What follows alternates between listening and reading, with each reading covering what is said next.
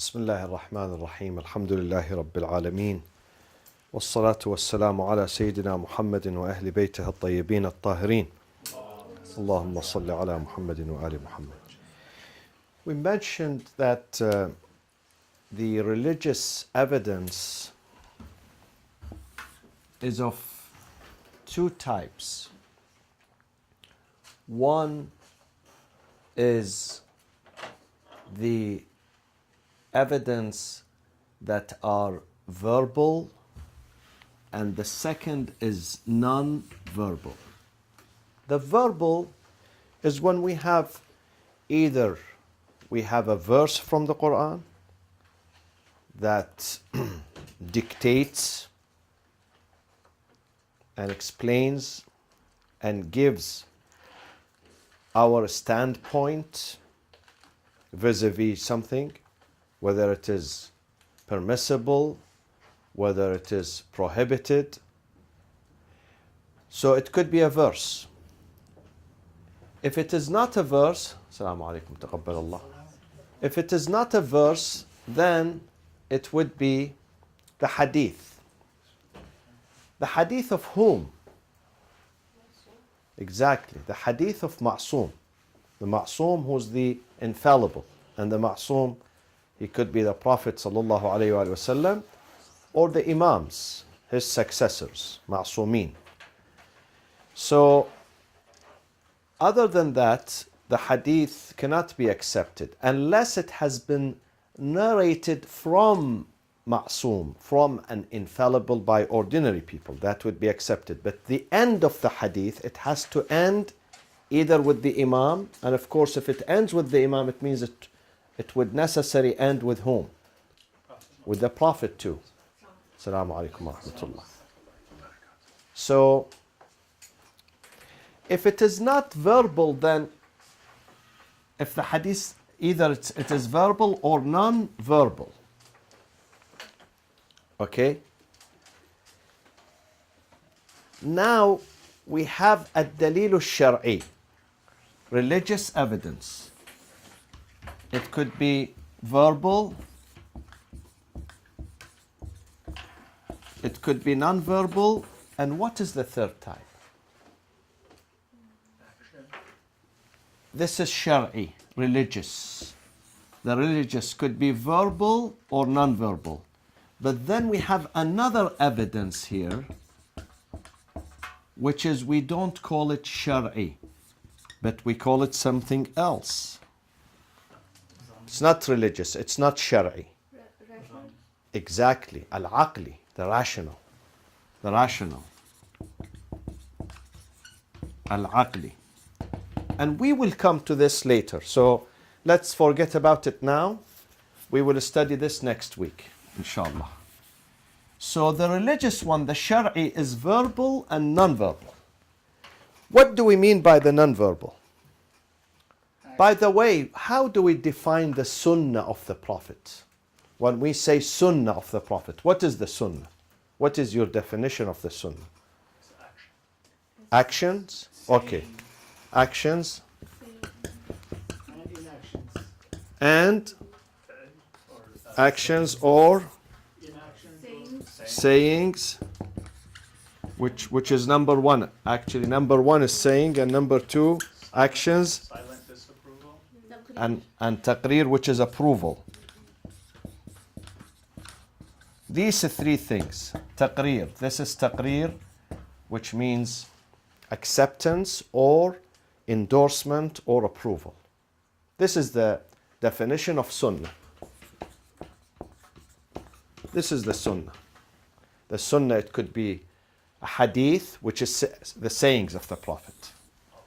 Or, if they are not sayings, the actions, what he did, the way he prayed, we follow him in his prayers. We believe that the Prophet did not cross his hand. This is the way he prayed. So we follow him. This is what we believe. Okay? And the Prophet says, "Sallu kama ra'aytumuni usalli."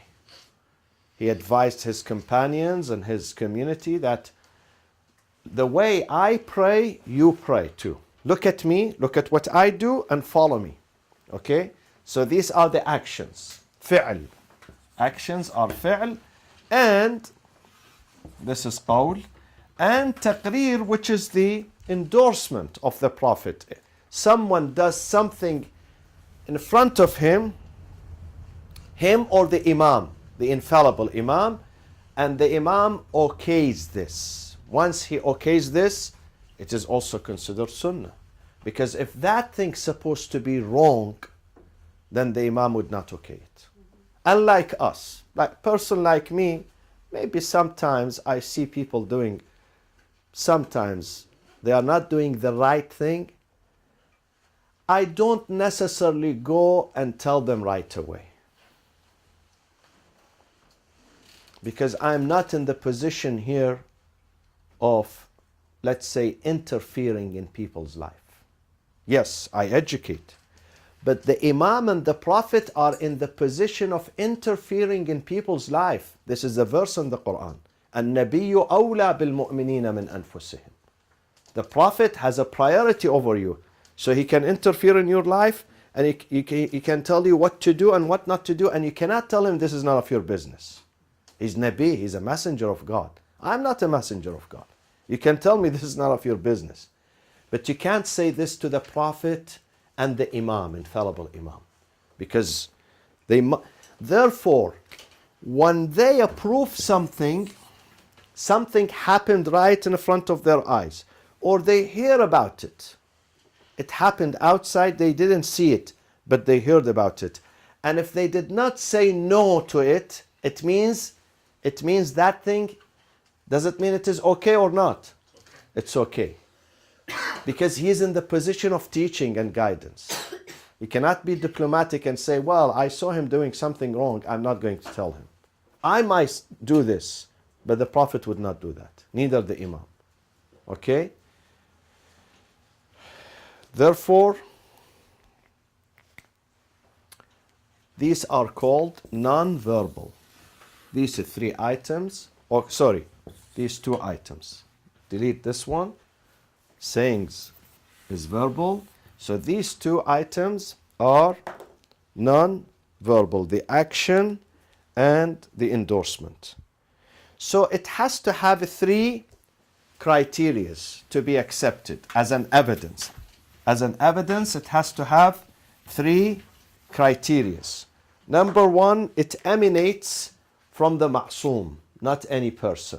Not any good guy did this or approved this, we will accept it from him. It has to emanate, يصدر عن المعصوم, to emanates from ma'soom. Okay? Second, which is the Prophet or the Imam. Second, it has to have an indication or signification for the ruling. A signification.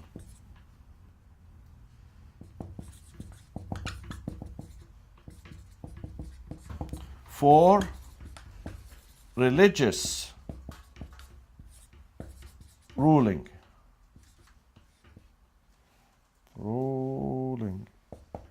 Yes, it has to have dalala, indication or signification for a religious ruling.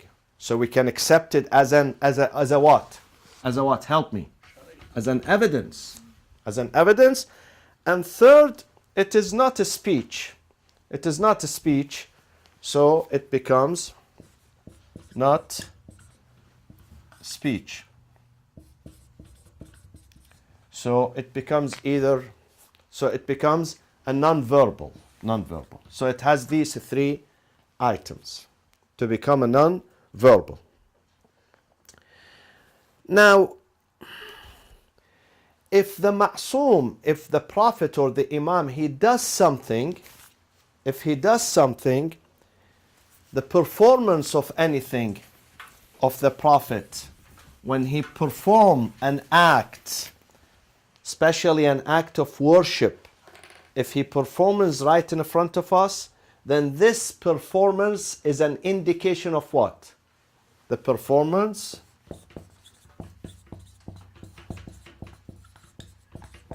is an indication of what? Of what? Permissibility.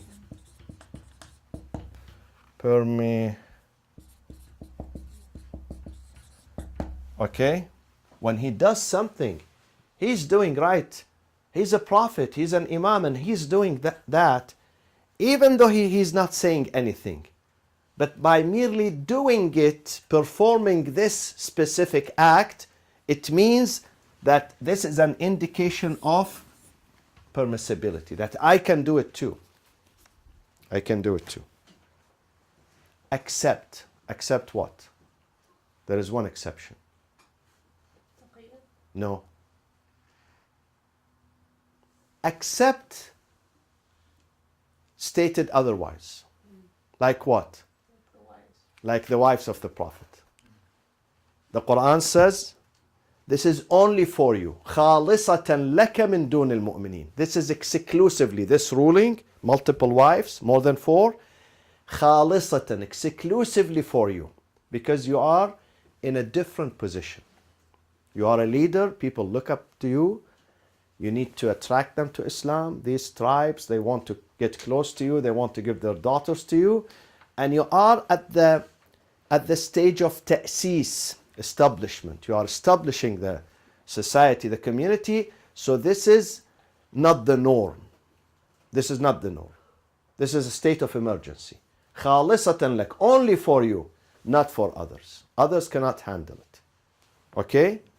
So this is, you can't go and say, well, the Prophet did it, so this is permissible. No, you can't. This is because it is stated in the Quran.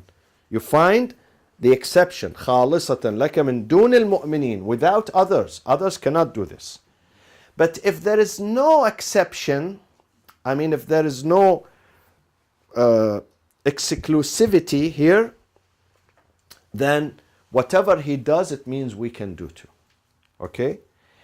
And also, the omission of something. This is the performance. We come to the omission. The omission of an act. What does that omission indicate? It's an indication of what? No. Wait a minute. Huh? Reprehensibility? No. Omission means he didn't perform it. Does it necessarily mean it's bad? Huh? Not recommended? No. It means it's not an obligation. It's not an obligation, but it does not mean that you should not do it. Because maybe he could not do it at that time. But it does not mean it's haram to do it. Like the example of Hajj. The Prophet did the Hajj only once in his lifetime, and that was 2 months before his death. 2 months and 10 days, 20 days. He did the Hajj. Hajj was in the Hijjah. The Prophet died in Safar, 2 months later. So when he did not do before that, does that mean, oh, he didn't do the Hajj, so I'm not going to do it? No. Because he had special circumstances. Not because he did not. Not because he forbade. If he forbids, yes, we don't do it. It's forbidden. But the omission, if he did not perform, omission, it's an indication of not being an obligation. Not being an obligation. Okay? Not that it is undesirable, no. Does not mean it is undesirable. Unless he forbids, either he says no, or he says something that this is repugnant, or I don't like you to do this. Like Imam Ali alayhi salam, when he said to his companions, as I said here on a Friday, إِنِّي أَكْرَهُ لَكُمْ أَن تَكُونُوا سَبَّابِينَ. I don't like for you to be bad mouthers. I don't want my followers to bad mouth, to slander. Be polite. Tell people what they are doing. Tell the people about their wrongdoings, but don't bad mouth. So he would tell them. He would tell them. In that case, it becomes undesirable or forbidden. But any omission does not automatically mean undesirable. Because it could mean what? It could mean it's not wajib, mandatory, or an obligation if you didn't do it. Okay? So, now the action or actions and the approval, are they equal to the verbal? They are non-verbal, of course. These are non-verbal. Are they equal in value? In value, are they equal to the verbal or less equal to the verbal? What do you think? What do you think, guys? It should be equal. Because this is another mode of expression. Sometimes it's verbal, saying. Sometimes they say, there is a proverb that says action speaks louder or whatever. So it could be action, it could be approval. So they are equal to the verbal. So the non-verbal is equal in value and force to the non-verbal. Okay. Now,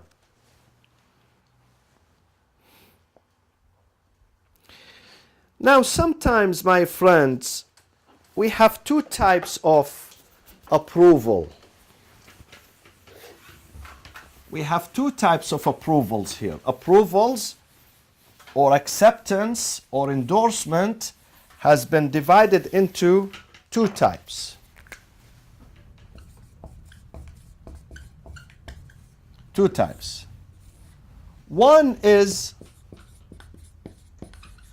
personal, and the other is not personal. The other is generic. We call it generic in nature.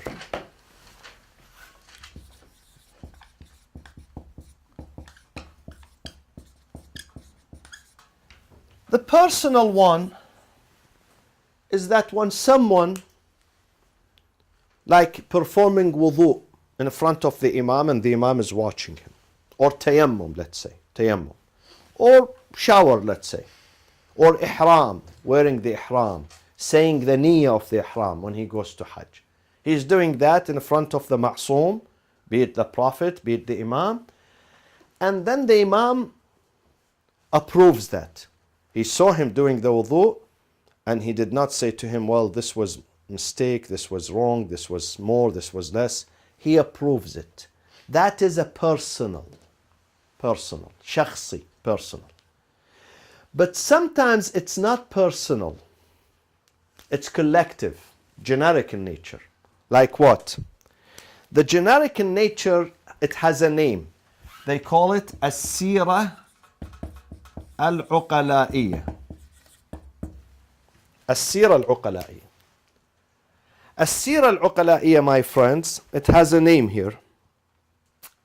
And it is different from as-sira al-mutasharri'a. If you remember a few weeks ago, we studied as-sira al-mutasharri'a. This is, sira al-uqala'iyya is rational practice. Rational practice. Okay? Yeah, rational practice. Sometimes it's personal. He sees the person one-on-one. Either he approves or disapproves. If he approves, it means that the person did it correctly. Okay? So it becomes like an evidence for us. So if tomorrow you're going to see that person doing the same wudu, you have to learn from him because he did it right in front of the Prophet or the Imam and they approved that. Okay? This is personal. But sometimes it's not personal, it's generic, it's collective. It's a rational practice. What does that mean? It means the community at that time, not just a single person or an individual, they did something and the Prophet was there or the Imam was there, and either he saw or he knew about it and he approved it. He approved it. He did not say, no, no, no, no, this is a contradiction with God, with Sharia. He approved it. So it wasn't personal. It was something done by 500 people, 5,000 people in the community, in the society. And the Prophet, all the Imams after him, the Ma'soom, okay, infallible, they approved that. They call this type of approval as-sira al-uqala'iyyah, the rational, normative, rational practice. So what is the difference between Sirat al-Uqala'iyyah and Exactly. This is the topic of tonight. We in the past, so forget about the personal now. Let's put a Sirat al-Mutasharri'ah. So, say one question. So the personal was if it's specific to an individual, whereas generic in nature is a group of people. It's not just one person. It's the norm in the society. Some types of norms or behaviors in the society, in the community. Not just an act of one individual. And I will give you an example. What type of norms happening in the society, and religion comes and endorses it. It used to exist before religion, before Islam, before the coming of the Prophet. And they said, yes, we agree with this. We agree with this normative behavior. Okay? Normative tradition. Now, what is the difference between as-sira al-uqala'iyyah and sirat al-mutasharra'ah, which is the behavior of the observants, the community of the observants? Observants means they are religious. They are not secular. They are not anti-religion. They are practicing. Okay? What is the difference between this and that? The practice, this is sirat al-mutasharra'ah, the practice of the observance. The practice of the observance. What's the difference between this and that? Both of them are the practice of which is in the community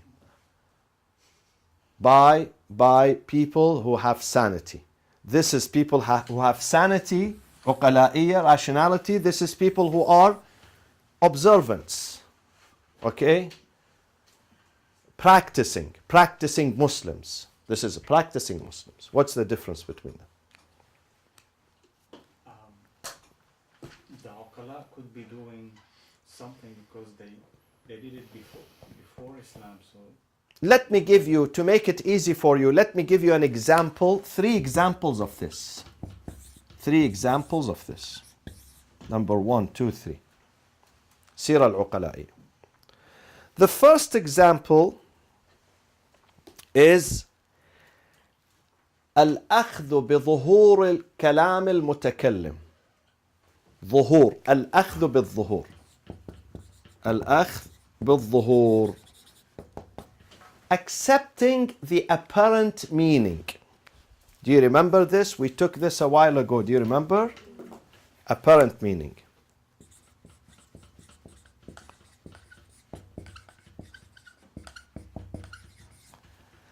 Accepting the apparent meaning.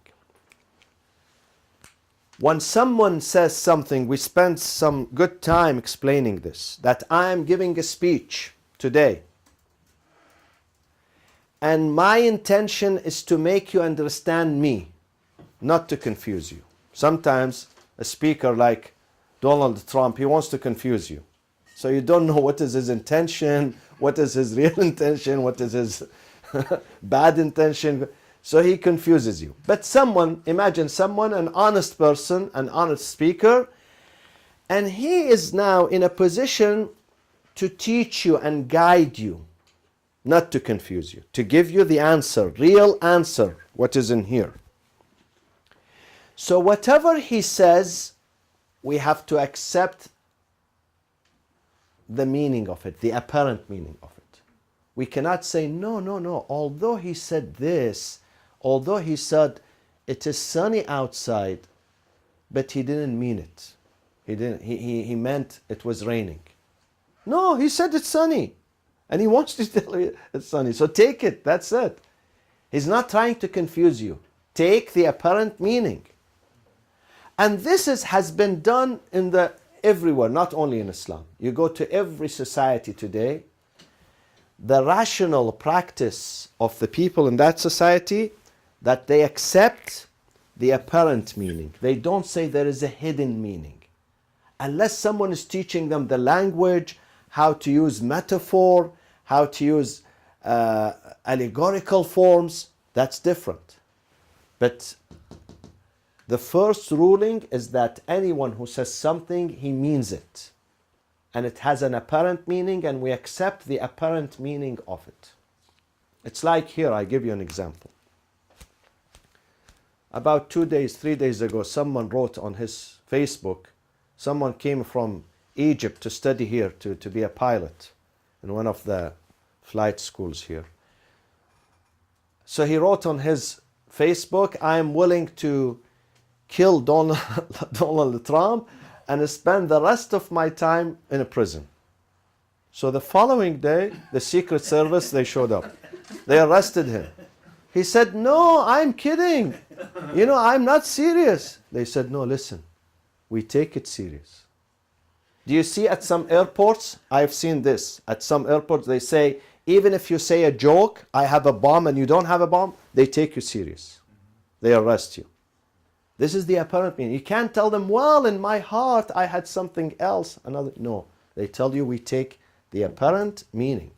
We take you serious and we would understand the apparent meaning. So this has nothing to do with religion. This is in the societies. But religion comes and what? Endorses this. He says, yes, this is something good. And God will do the same. God in the Quran, He will do the same. He will give the apparent meaning unless stated otherwise. And I mentioned this. In the Quran, we have 2 types of verses. Many of them are muhkamat. Muhkam. You take the apparent meaning of it. However, there are others who are what? Mutashabihat. Mutashabihat are metaphors, allegoricals.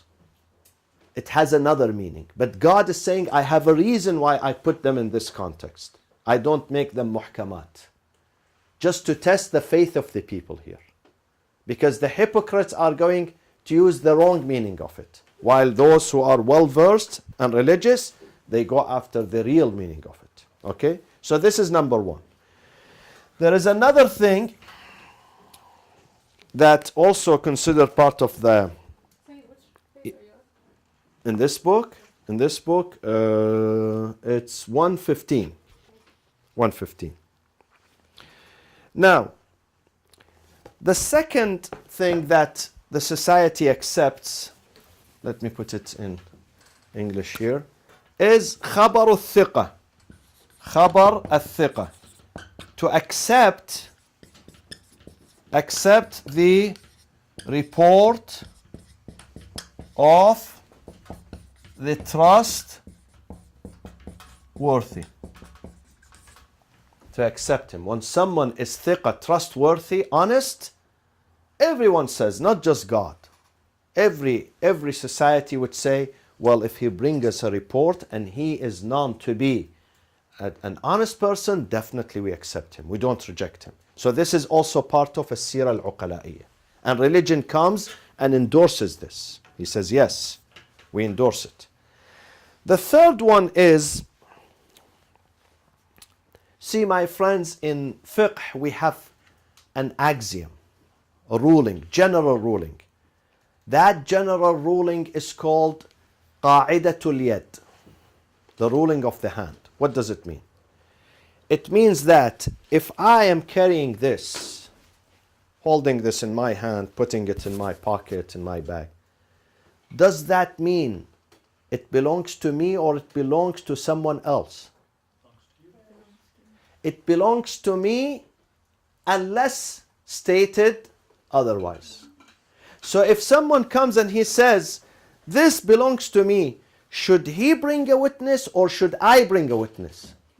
He should bring a witness because this is me, it's in my hand. He has to prove that it is not mine. Otherwise, at face value, this is mine. Okay? قاعدة اليد. If you have the keys to this car here, you have it. Then we assume that this is your car unless stated otherwise. Unless someone says, no, this is my car, he stole it, he took it, then he has to bring a witness. That person has to bring a witness. Or if you are living in this house, in this apartment, we assume that you are the owner of this property unless stated otherwise. So if two people quarrel, someone living inside the apartment and someone else in the street, and they both say this is my property, they ask the one in the street to bring evidence or a witness, not the one who's living in the apartment. Okay? This is qa'idatul yad. This is in fiqh. Now, if there is a piece of a property, again, that belongs to the general public. Let's say there is on the beach here or the banks of rivers, someone establishes a farm. This farm belongs to him. You cannot come to that person and tell him, hey, listen, this belongs to the government. This is not yours. We assume that this belongs to him unless someone can prove with evidence that he is a thief. He usurped this piece of land. But if there is no evidence, then we assume that the land belongs to the occupier. Okay? Like the guys in Oregon. They were fighting the government. They said this belongs to us because we've been here. Okay? So this is called possession. When you possess something, it is an indication of what? Exactly. So possession is an indication of an indication. Let me is an indication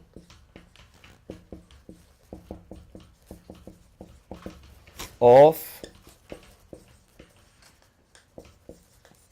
ownership. Okay? This is also, it's not by Islam. This was not introduced by Islam. This is an old concept. An old concept advocated by rational practice, by normative rational practice. Sira al-uqala'iyya. In every societies. In every societies, in every court, not just Islamic court, Islamic, secular, any court today, they consider possession is an indication of ownership unless you bring papers and you say, no, see, these are the papers, these are the evidence. So these are three things. Apparent meaning, the acceptance of the trustworthy when he brings some news or a report, and this, the third one, they are considered part of a sira al-uqala'iyya. Now, let's go back to the question that Sister Tahira asked. What is the difference then between this and that? There is a delicate difference. This one is a mu'minin. صيغة متشرع is for the متشرع only. The mu'minin. Delicate, very delicate. And if you tell me this, you will be my buddy. Yeah, believe me. It means that you are following very well. But don't look at your book, just look at the board. What is the difference? There is a delicate difference, very small difference, very, very small difference between, let me make it easier for you, between the normative rational practice that is accepted in every society even if you are not religious, even if you are secular, even if you don't believe in God, even if you don't believe in God, but you believe in these things. Okay? You believe in them. Even if you don't believe in God. So religion did not bring these things. These are not the discoveries of religion, not the invention of religion. This one is invention of religion. See, Sirat al-Mutasharri'ah, we look at the people who were around the Prophet, around the Imam Ma'soom, very close to him, in a proximity, okay? In time, they are very close to him. We see what they do, and we say, yeah, then this is religion. This is the practice of the Prophet, because they are the closest people to him. They can't go wrong. Maybe one or two can go wrong, but not all of them collectively, okay? So this is the practice of the observance. While those are not observants, they could be secular. But this is not the difference. I'm waiting for you to tell me One what's is the... Shar'i while the other one's Aqli. The difference? One is wajib on you, the other one is... At the end, they both become Shar'i. At the end. When this one goes through a process, it becomes Shar'i. What process? What process? It has to go... Huh? Derivation. Huh? Approval. Approval. If it goes through the approval of the Prophet or the Imam, it becomes Shari. So both of them, at the end of the day, both of them become... But there is a delicate difference between them. So, but not all of what they do is Sharai. Here? Yeah. No. We accept some of Some it. of them. Some of it that religion would endorse. Yeah, of course, in some societies they drink alcohol. Even the prudents, the wise, the professors, they drink alcohol. Religion does not come and say, oh, because all of them are drinking alcohol, then this is something good. No. It's not everything. Certain aspects are universal and acceptable and in line with humans' nature and humans' tendencies and humans' interest. Because alcohol is not in line, is not in accordance with a human interest or a human health or a human whatever. What is the difference Is it between them? one is more normative, like it says normative is the normal behavior, whereas the other one may or may not be normal behavior, or it may not be normal practice. What do you mean in normal compared to others? Yes, compared to others, maybe those guys, they do something which for others, non-Muslims or It's not normal. Yeah, but no, I'm not pointing to that one, but there is a difference between this and that. Okay, let me help you. This one, the practice of the observance, reveals what? We accept this. We accept it as what? As an evidence. And we issue a fatwa according to this. When we see this, we're going to issue a fatwa, a verdict according to their practice, the practice of the observance. So it reveals about something very important. What does it reveal? Does this come from vacuum or it is based on something? Their practice, does it come from vacuum? They invented it? Or it comes from something solid? I'm asking you. Or honor some, Comes from something. So what is that thing? What do you call it? or honor some. Exactly. That thing is bayan. Bayan. It could be Quran, it could be Sunnah. But we did not see the bayan. We saw the practice. But when we dig and when we go and ask them, they say, yeah, there is a hadith here. We did this according to the hadith. Bayan. Bayan. Bayan, which is an evidence. Verbal evidence. Verbal evidence. Bayan. There is bayan there. Bayan. So there is a hadith. They heard the hadith of the Prophet, of the Imam, and then accordingly they started practicing, doing something, certain thing. Okay? So there was a bayan.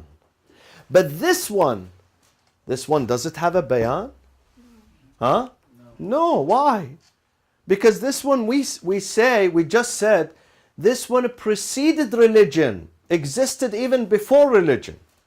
Before Islam, people would take the apparent meaning. Before Islam, if someone come, yeah, Islam came to uphold, to endorse, to promote. But these things, they are universal concepts. So it does not have bayan.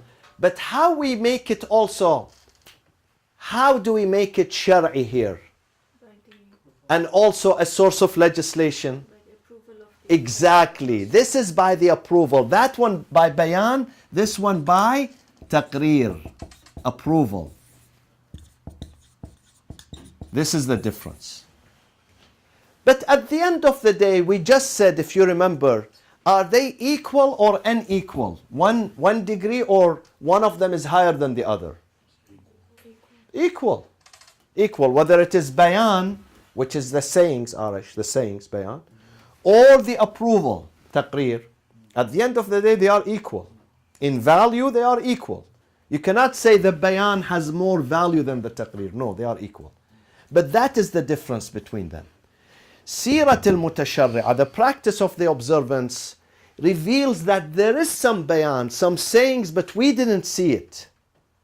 We didn't see it. They saw it. We didn't see it.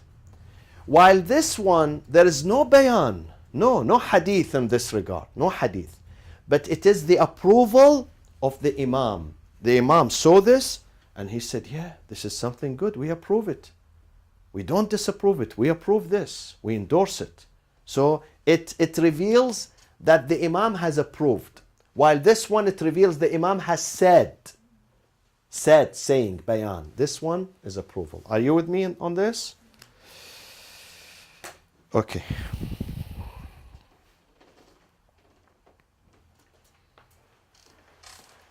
Because my friends, the Imam, if he sees something good, he would approve it.